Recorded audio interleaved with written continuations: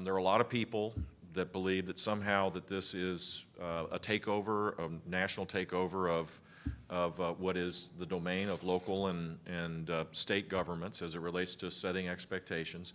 But in fact, these are 45 states that have voluntarily come together to create fewer, higher, deeper standards that when you benchmark them to the best in the world, they're world class.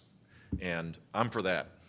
That's what I'm for. I'm not for the politics of education. I tire from the politics of education. This is what's happened to Bobby Jindal in the state of Louisiana. It's not really, don't take offense, it's not against the governor, but it's against the children of Louisiana and their families. This is political.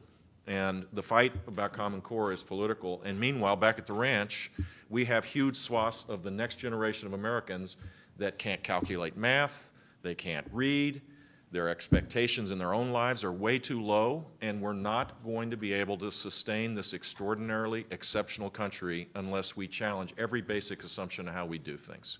So in that context, I'm for higher standards. On the question of Florida, though, there does seem to be some everywhere. apprehension among Governor Scott and others.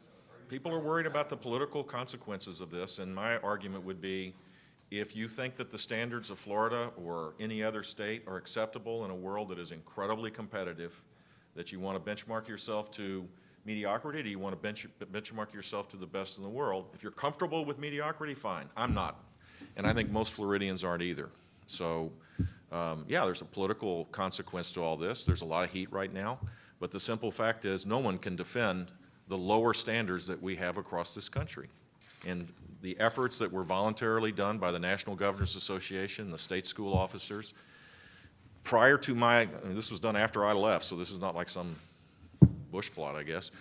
This was all done with a sense of urgency that our country is at risk unless we raise expectations significantly higher, assess where we are in a meaningful way, and then recognize that we have abject failure across the board, and we better do something about it.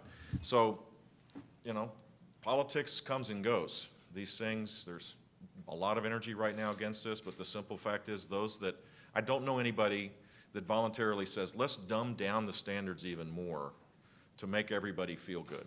If they say that, they don't say it in public because it's totally indefensible.